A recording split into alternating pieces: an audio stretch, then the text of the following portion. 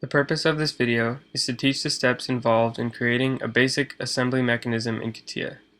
The video will cover the tools and options in the Digital Mockup Kinematics Workbench, a step-by-step tutorial of how to make a mechanism, as well as some visual examples of some of the most useful joints and how they are used. This instructional video assumes a certain amount of experience with CATIA, including skills in basic part design and basic assembly design, as taught in ETEC 113. This video will demonstrate how to create a mechanism using parts that are already made. If you are following along with the video, you can find all the part files used in the examples located on the DVD inside of a zip file. Also, feel free to pause and rewind the video as needed while following the tutorial.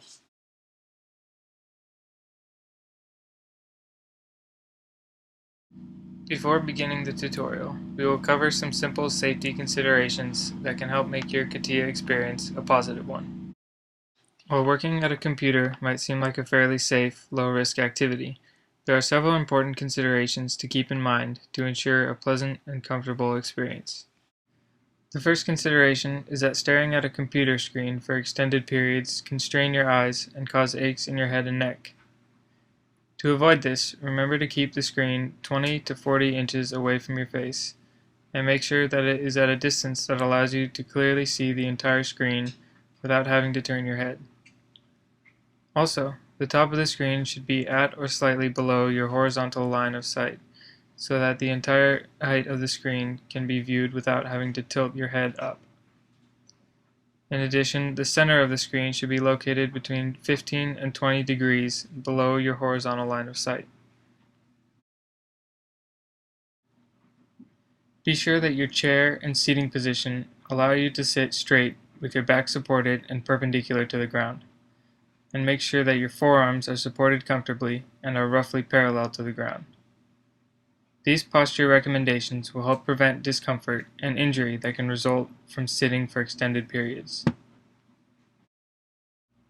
Because working with CATIA mostly involves lots of use of the mouse, be sure to take small breaks every once in a while to give your hand and wrist a rest from the repetitive movements. These breaks can also provide a good time to stand up and look away from the screen, stretch your legs, or walk around. There is one last consideration which concerns your mental health. It is not unheard of for CATIA to sometimes crash or do strange things at very inconvenient moments.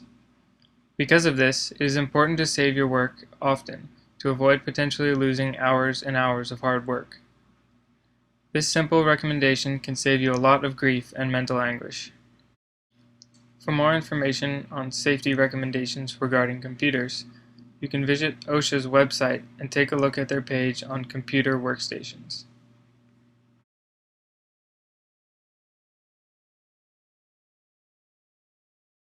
Let's start with the basics.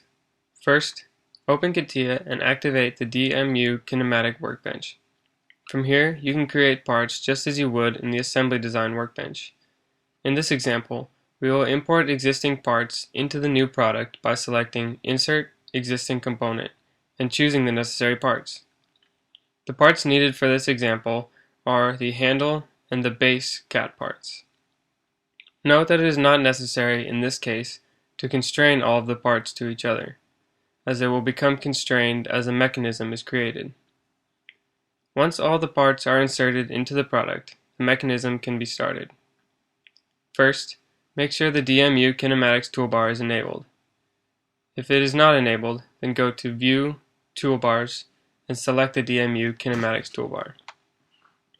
Next, click the tool with the anchor symbol to choose a fixed part that will not move in the mechanism. Select New Mechanism and give the new mechanism a name. Now click on the part to be fixed.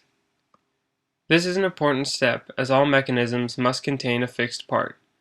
This step also creates a mechanism under Applications in the tree. With a fixed part within the mechanism, the first joint can now be created by expanding the Joint tool, which is located above the Fixed Part button, and selecting the type of joint desired. In this example, a revolute joint will be used. When the revolute joint is selected, a new dialog box will pop up asking you to choose 2 lines and 2 planes. The line selected here will become the axis of the revolute joint and will create a coincidence constraint between the two parts. Select the axis of the peg on the base part and the axis of the hole in the handle part.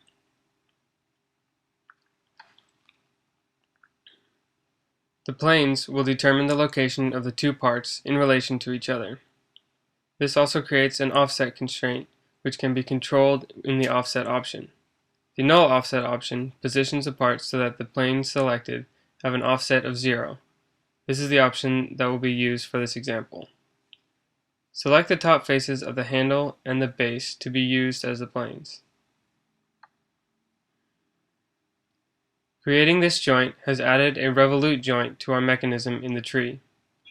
Inside that joint are the coincidence and offset constraints.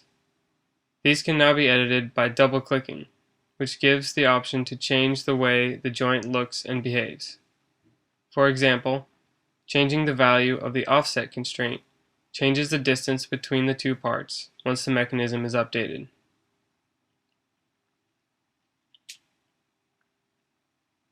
In the tree, we can also note that the number of degrees of freedom of the mechanism are displayed. In order for the mechanism to be able to be simulated, the degrees of freedom, or DOF, must be equal to 0. When working with complex mechanisms with many parts and many joints, eliminating all degrees of freedom can sometimes be the trickiest part. In this example, the way to eliminate our last degree of freedom is to add a driving command to our joint. To do this, double-click on the joint and check the box next to Angle Driven in the Joint Addition window. The limits of this new command can now be chosen in the joint's limit selection. The default here is from -360 degrees to +360 degrees, which means the joint will have a range of motion of 2 full revolutions. Click OK, and CATIA will announce that the mechanism can now be simulated. Also, a command was created in the tree, and the DOF is now equal to 0.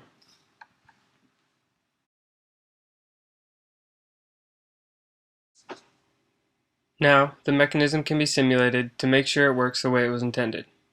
First, click on the Simulation with Commands tool to open the simulation window. With the Immediate option selected, you can drag the slider left and right to change the driven angle command and rotate the revolute joint. If the simulation option is changed to On Request, the angle can be changed, but the joint will not move until the play button is pressed. The mechanism can also be moved by clicking and dragging on the actual model. Before closing this window, it is a good idea to click the Reset button to reset the mechanism to the state it was in when the window was first opened.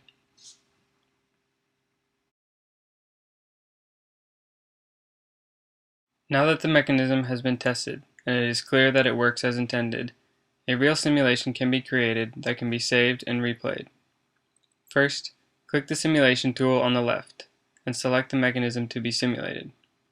This brings up an Edit Simulation window and a Kinematic Simulation window. The simulation will be created based on frames that are added by pressing the Insert button and can be deleted or modified using the other buttons in the same row. The position of the mechanism at each frame creates an animation of the mechanism in action when played back. By default, one frame is added to the simulation from the beginning. To add another, move the mechanism using the slider in the Kinematic Simulation window, and then insert a new frame by clicking Insert. Next, change the interpolation step size to 0.01. This determines the size of each step created between the frames. The lower the number, the slower and smoother the animation will be. There is also a loop option, which can continuously loop the simulation, either skipping back to the first frame or by reversing the direction of the simulation once it reaches the end.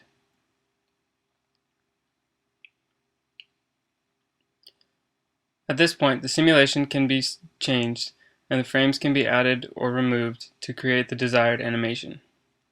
When the simulation is complete, click OK, and a simulation is created in the tree. The simulation can be viewed and edited by double-clicking it on the tree.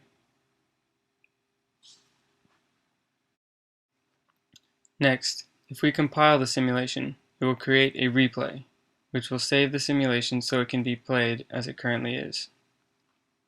First, select the Compile Simulation tool under the Normal Simulation tool.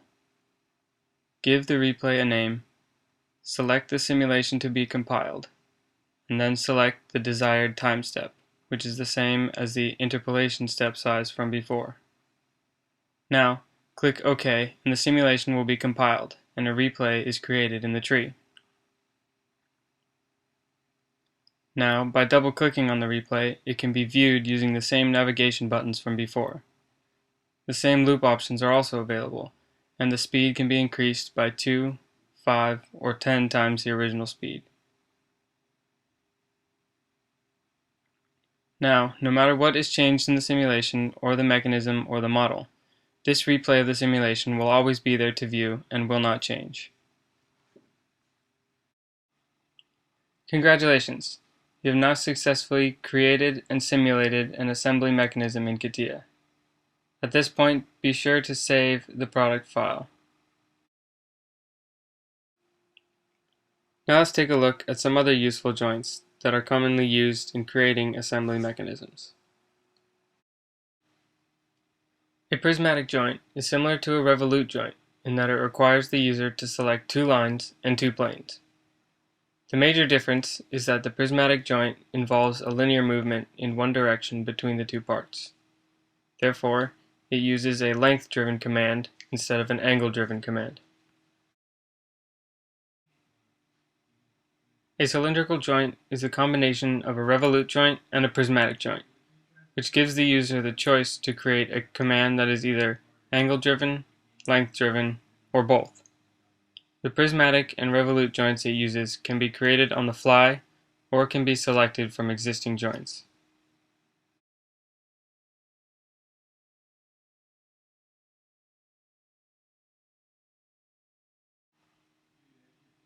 A rigid joint simulates the act of physically securing two parts together. This way, when one part moves, the other part moves with it.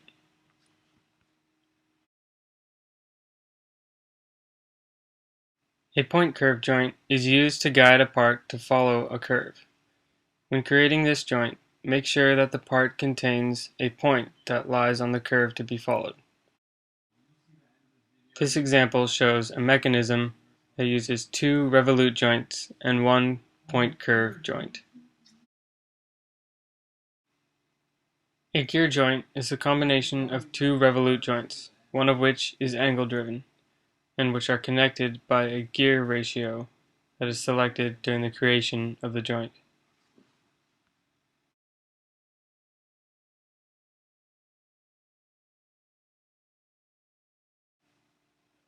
A rack joint is a combination of a revolute joint and a prismatic joint. The rack joint can be angle-driven by the revolute or length-driven by the prismatic.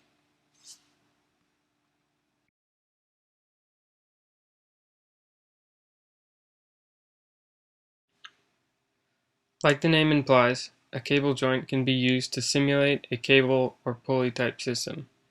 It involves creating two prismatic joints with a single command associated with one of the joints, which will drive the cable. With the information provided in this video, you can now explore the digital mockup kinematics workbench and create your own mechanisms or add mechanisms to existing models. Here are some examples of what can be done using joint-based mechanisms.